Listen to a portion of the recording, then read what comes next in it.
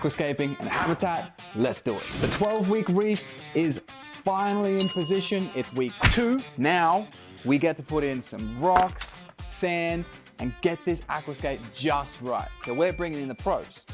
But wait, what kind of sand, what rocks, for what fish, and what corals can we use? At this stage, we gotta decide whether we want to go bare bottom aquarium or whether we wanna add a bunch of sand in this reef tank. Bare bottom aquariums, they're typically favored by the experienced coral enthusiasts who like corals that need heaps of water flow, yet those that prefer like heaps of fish and corals mixed in, they often opt for sand substrate based setups.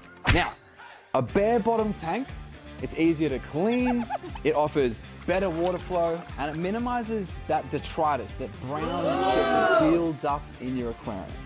And really all that is organic waste and breakdown. Another unique feature of bare bottom aquariums is that you can attach coral and glue them to the bottom of your tank. We'll be learning more about that in later on videos. What that does though, is it encourages the growth of those corals to spread and flourish across the base of the aquarium. I reckon that's pretty cool. On the other hand, if we choose sand, that provides a really natural look. It offers burrowing opportunities for fish and invertebrates, and it aids in the filtration of your tank as well. Now, because this is my first reef tank, I want to experience a true reef with a variety of different fish and corals, so I'm choosing sand. We have none of that gear here, so it's time for us to go shopping. Are you coming? All right, Steve, so I finally made a decision. I don't want to do bare bottom tank, I want sand. All right, what sort of sand do you want? Coarse one or a fine one? Honestly, I have no idea. Let's have a look. All right, so is there many choices? There's a couple of choices. There's normally a really fine one, which I'm going to show you now. And that's probably the best one. I've got a pink, a really lovely stark white one that I can show you. You've got a couple of different types here. So both of these are really fine, which means you've got to be careful that the sand doesn't get blown around in the bottom of the tank because it can blow all over your corals and that sort of thing. So when we talk about wave makers, we can talk about positioning those so it doesn't blow your sand around. Get it in a bucket, give it a good rinse, get some of the dust out of it, and then get it in the tank. You can put it in the tank without rinsing it, and your filter cycle will trap all the rubbish. How many of these do we need? Just one. And you'll probably only use about half of that in the first go because you don't want a thick layer. If you have a thick layer of sand, say 3 centimeters, you're trapping a lot of gunk in there. And you'll find when you dig it up, all this rubbish gets trapped in there. Evil detritus. You actually just want a thin layer. And the thin layer is easy to clean. You can siphon it out. If it gets dirty, chuck some more in. All right, so to build this reef, all we need is sand, rocks. A couple more things. So we need rocks. There's a massive selection of rocks we can talk you through. Yep. To build that aquascape, which is something we should do. It's a lot of fun. All right.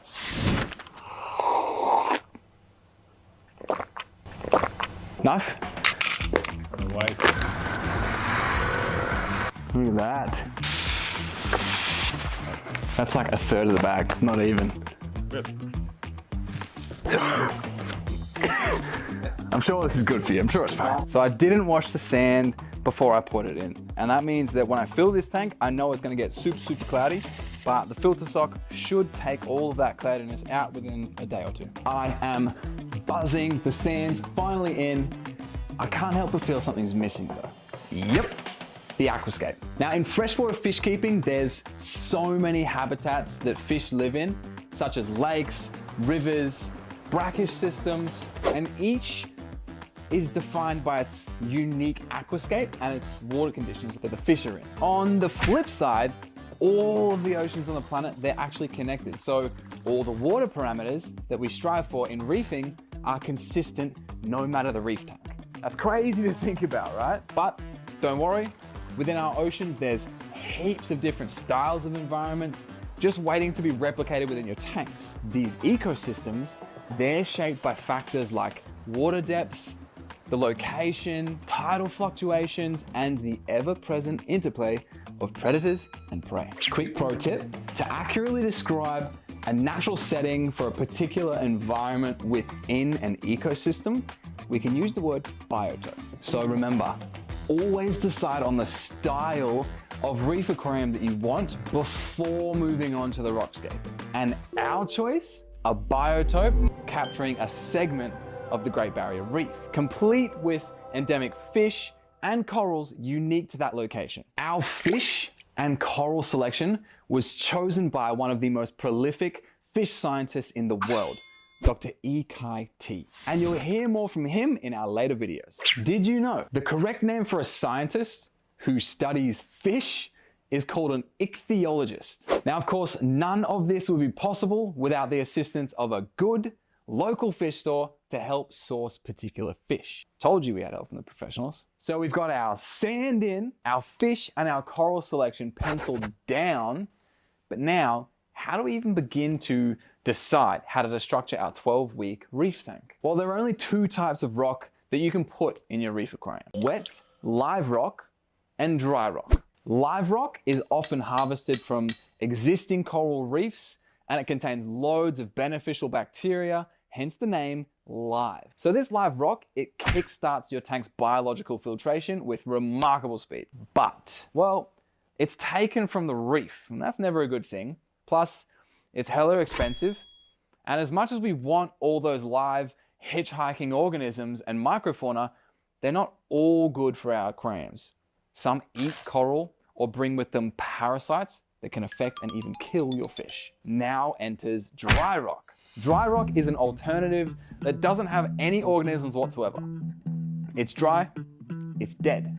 It has extra elements that reef tanks need, such as KH buffering and tons of biological area because they're so porous. It's more affordable and it's easier to escape with. So we're going with Marco Rock dry rocks because they offer the most natural shapes, sizes, biological surface area for a bulletproof ecosystem. We've also got a little trick up our sleeves for instantly adding a tiny amount of fish on our first day. But more on that in a future video. Let's build the aquascape. This reefers actually build these? Oh, wow! All right, so my goal is to recreate this. I'm sure this is built by the pros and this is way too big for our tank, but I'm gonna give it my best shot. Goal here is to get creative. I wanna build some cool arches and caves, pedestals and shelves. Arches and caves, they not only provide a visual interest, but they also offer shelter and hiding spots for your fish and your corals. We've decided to create a lead-style reef, so let's get started. Steve, awesome advice. Sand's in the tank, looks great. All I want to do now is build a ledge-style aquascape. Yeah, that's nice. That's a nice natural look. I think you should use the Marco shelf rock for that. I'll show you. Let's go and have a look. This is it? This is it. So there's a few options here. To build that ledge style, you'll want, that's perfect. You'll want something like that. It's got the flat bottom. Yep. And then you can use some of the base rock over there. This stuff? Yep, grab one of those. So we'll break that up into a few smaller pieces. It's got fantastic surface area, look at it. So this is still coral. This is still coral from the... No, this is man-made.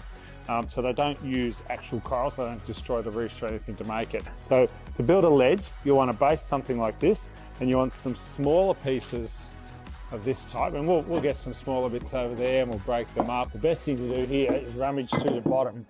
Get all those little bits and these little shelves like this, and we can use multiple pieces of those to pull together. If the pieces are too big, if you don't like them, you just bust them up. And then look at that. That's a nice thin piece. There, that's a good bit. And this chunky monkey. All right, let's go put this together. It's heavy. Now, our 2-foot aquarium with approximately 200 liters of water is going to need between 10 and 20 kilos of rock, depending on our chosen scape. So remember, at this stage, you don't want to like overdo it with rock because you want water to flow freely throughout every nook and cranny of your aquarium. And if you stack a bunch of rocks together and create little clusters, it causes pockets of pollutants and detritus to kind of build up. That makes cleaning an issue, so we're not really gonna have that problem with a ledge-style reef biotope. Okay, we've got our Delua Aquascaping glue, we've got our Marco Rocks powder. The only thing that's left now is to start building. 60 centimetres by 60 centimetres to work with, but the scape can't be that. That's the outside dimension of the tank. The scape needs to be roughly half that. It's a good rule of thumb. You can't have the scape going to the edge, because how are you going to clean in there? And how are you going to mount a coral there? So you've got the edge should come to about here, and the same. You could you can go close to the back, but you can't come close to the sides. What are you doing? Well, we need to build. So in a second, I'm going to pick him up and tuck him back in. What? No. So this is Marco rock. There's a few different sorts. As you can see, it's quite lightweight and porous, which means lightweight's good because it costs less. Yep. Because you're paid by the kilo. And you've got so many little nooks and crannies and hidey holes in all of these, which is fantastic. That's a filter just on its own because it's got so much surface area. So that's another benefit of the rock. And we've got different sorts. We've got the foundation, cut with the flat bottom, right, like that. We've got the base rock, which is these large clumps like this. And we have the shelf rock, which is this sort of thing, and there's tiny bits as well. And you can see that's got this stratified look to it. It's all very random, very natural product, and it's not pulled from the ocean, which is a good thing. So I'm going to go bust that bit up so you've got some smaller bits to play with. What if I turn it over like that? That's better. And it's a bit more of an arch. That's better. We'll see if Steve gives me... Daddy approved. So we've got our base set with a little bit of water flow down the bottom here. I meant to keep it open so that there's little invertebrates and fish and stuff that can be in here, as well as it helps this rock become a filter if there's water flow going around it. I reckon that's our base. So the boys, they're up breaking rock in a different part of the set. So we're taking a break. Giving you guys a little bit of ASMR. Safety first, guys. Safety first. You got the glasses on in a minute too. Now you need to use the glasses when you're banging up the bits of rock because you might get a little splinter. And you definitely use it when you use the magic glue. I'm ready. Go around the front, get down low, and make sure you're happy with the look of that because that's the direction you're going to be looking at when it's in here. All right. How do I cement this thing? This is where the magic happens. Let's start with that piece there. Cement that piece into there. Now you see that's a nice little spot. Fits in there almost all on its own. We're happy with that. Now we get the powder here, or the powder that we've created from here. Fill it in the hole and around the edges. And if you spill some, doesn't matter, you just pick it up and put it back in. So you might want to get a couple of bit of chunky bits. Yeah, that's the way. Oh yeah, so you make it kind of lock in a bit more. Yeah, and now this is going to blow my mind, this stuff. The glue, get it on, like that, and wherever else you had it. Do I need more sand here? Not yet. Wait, not long, lid on, in case we knock into it. So see the smoke coming off it, so it's fusing. So this is instant hold aquascaping glue. So that's the bit we glued on just there, right? This bit here was just glued on, it was loose. Yeah. Voila. What? That's what we use to create this whole structure. Make sure you're happy with the height, make sure you're happy with the position. You don't want wobble. You don't want this thing wobbling, so maybe leave it there, pin it a little bit first, and then lift it. That's holding so strong that it's lifting this higher than it was before. That joint is stronger than the rock. We're gonna just toss the powder. And then finishing top. So you can see this little ledge coming back that way. Yeah, okay. Coral, boom, right there. It kind of wants to go there. So why would you argue with that? So, no. Perfect. Direct hit too. So Brady, how are you enjoying reefing? Yeah, dude, this is, I mean, I feel like I'm not really reefing yet. This is part of it. This is still part of it. Yeah, like this sort of thing is cool as, and the fact that this is a filter in itself is, it's cool as. Like, I'm geeking out about it for sure. He hates it. Coral sucks. Saltwater sucks. My hands hurt. My eyes sting. I'm tired. Don't glue my finger to it, huh? I'm trying not to glue my finger to it. I've got some priorities here. Everything is sticking to everything. Don't glue my thumb, because it will glue. I'll attempt to not glue your thumb. You glued my thumb. Did I actually? I reckon you got to angle it down. There, that's it. This is why you get the professionals on board. Alright, end result, we want to get it looking like a little dinosaur skeleton looking thing. Alright, we'll get there. Just give us 45 more minutes. Alright, we are about 45 minutes in. I thought we'd be a little bit further ahead, but it is what it is. Stevie reckons we're about halfway done. Honestly, of all of this, I've probably glued like 3 joints. I'm just telling Steve how I want it to look, and he's making the magic happen. This is magic. Somehow it makes rocks just like, look, all of these are separate pieces. Makes these rocks look like they're part of like some Pandora aquascaping thing. So that's where we're at right now. We still need to build this little arm out this way to make it look cooler than it is. And I reckon once this is in and we get corals growing off of it, it's gonna look just mint. Yes. I'll turn it up, you glue it, and I feel like you have more experience in not gluing. It's gonna hurt. You got your glasses on? Yeah, but it's, I'm not worried about you, I'm worried about the tank.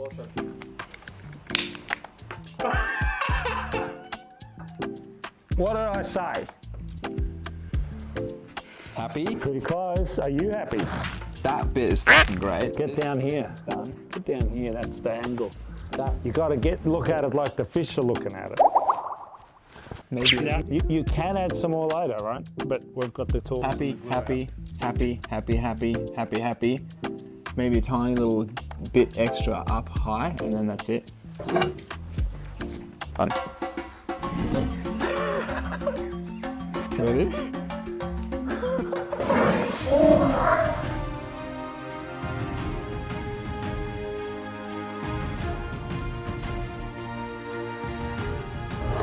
Aquascape is finally in the tank. You'll notice it's got a little bit of extra length there. The missus wanted me to add a few inches so it just looks a bit better. So, quick recap of week 2. Bare bottom or sand? Live rock or dry rock? Aquascaping for fish and a coral habitat. 12-week reefers. You're done this week. Kick your feet up. Next week, we get to plumbing. Was that good footage? I can better have been good footage.